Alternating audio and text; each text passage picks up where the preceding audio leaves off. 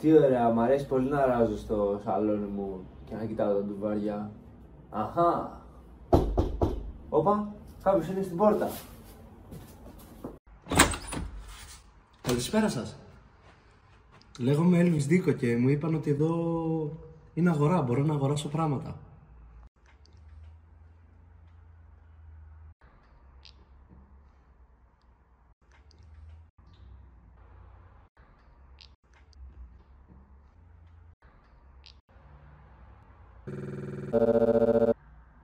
Τέλος πάντων, περάστε το σπίτι αφού θέλετε να αγοράσετε πράγματα και εγώ γενικά είμαι από τους ανθρώπους που πουλάει πράγματα. Ω, ένας χώρος! Απίστευτο! Έχει και σκούπα! Αναπτήρα, γίνεται να αγοράσω από αυτό το χώρο έναν αναπτήρα. Ναι, γενικά αυτός που λέτε είναι από τους λεγόμενους αλβανικούς αναπτήρες. Είναι γενικά αλβανικός αναπτήρας. Καμιά φορά όταν έχει νεύρα βρίζει. Τα τσιφσανών, τσφάικα μόνος δεν σαφάρετε με το βίντεο. Ψέμου φούσι μου το καρλάκι για τσιφιανά.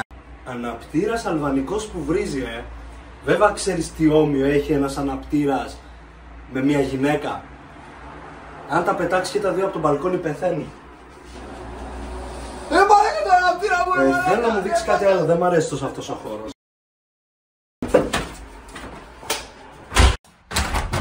Πήγε! Κύριε! Κύριε!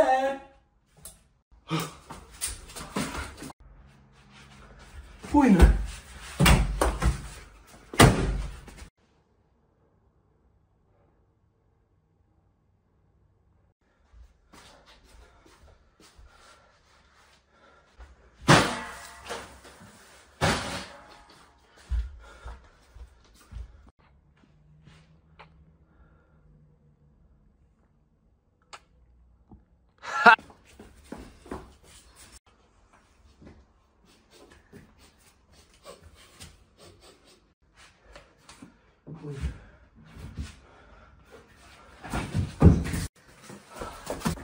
Πού είσαι ρε μαλάκα, σε ψάχνα. Πού είσαι ρε φίλε και προσπαθώ να σου πουλήσω πολλά πράγματα εδώ στο σπίτι. Συγγνώμη φίλε, χάθηκα. Είναι τεράστιος ο χώρος εδώ πέρα.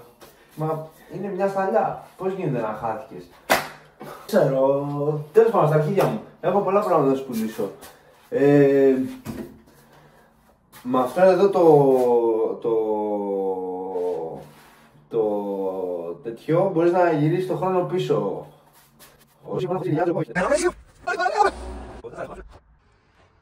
Σας αρέσει. Καλησπέρα σας. Δεν μ' αρέσει. Κάτι άλλο? Ντεζαβού. Ναι, γενικά. Γιατί έχει ξαναγίνει αυτό ρε φίλε, δηλαδή κάτσε. Νιώθω ότι σε γνωρίζω, η αλήθεια είναι. Έχεις κάτι ρε φίλε? Έχω έναν αλβανικό αναπτήρα, άμα θέλεις. Είναι εδώ έξω στο χώρο, έλα. Τα τσιφσανών, τσφάικα μόνος. Θα το δείξω όλο. Έλα από εδώ. Βέβαια νομίζω κάποιος το πέταξε από το παράθυρο. Ναι, και εδώ που λες έχω έναν αναπτήρα π.χ. Οκ, απλά δεν σε γουστάρω ρε φίλε. Δεν γουστάρω τίποτα.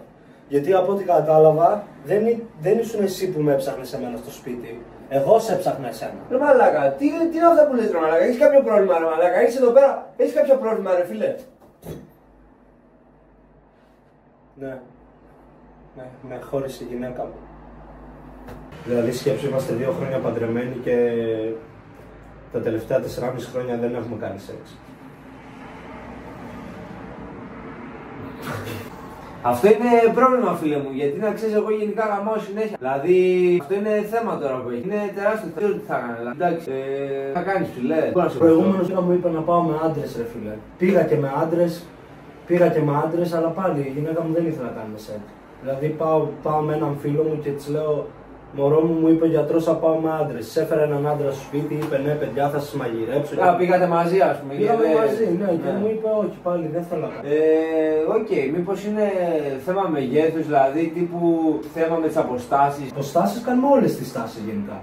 Α, Ωραία. Άμα κάνετε από όλες τις τάσεις, τότε δεν ξέρω τι άλλο. Ρε φίλε, εγώ πήγα και σε έναν γιατρό γιατί προσπαθούμε να κάνουμε παιδί και δεν μπορούμε. Πήγα σε έναν γιατρό και μου έδωσε ένα κυπελάκι. Και μου λέει θα το γεμίσεις. Πάω την επόμενη μέρα στο γιατρό, το πάω πάλι άλλο ρε φίλε. Μου λέει τι στο μπούτσο, εσύ να το γεμίσεις. Του λέω γιατρέ, λέω προσπάθησα, λέω μόνος μου, δεν γινότανε, του λέω. Έβαλα τη γυναίκα μου, λέω πάλι δεν γινότανε. Πήγα μετά την κόρη μου, έχουμε υιοθετήσει μια κόρη, δεν μπορούσαμε να κάνουμε παιδί. Ακόμα και η κόρη μου προσπάθησε με το χέρι, σίγουρα δεν γινότανε. Φίλε, πήγα τη γυναίκα του γείτονα με το χέρι με το στόμα, δεν γινότανε με τίποτα, μπρο. Αυτό το γαμμένο καπάκι δεν άνοιγε. Τέλος πάντων, θέλετε να αγοράσετε τίποτα από το σπίτι μου? Να. Τι? Αυτή τη σκούπα. Αυτή τη σκούπα δεν την πουλάω. Με αυτήν σκουπίζω όλες τις βρωμιές του σπιτιού. Π.χ. εσένα. Με τη σκούπα θα σκουπίσω.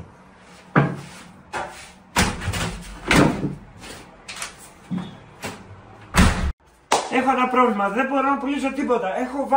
Μαλάκα, δεν μπορώ να πουλήσω τίποτα εδώ πέρα, ρε φίλε, σε αυτό το μπουρδελό. Όποιος και να έρθει, δηλαδή πουλάω πράγματα, πουλάω αναπτήρες αλβανικούς, σέρβικους, ελληνικούς, τα πάντα, δεν μπορώ να πουλήσω τίποτα.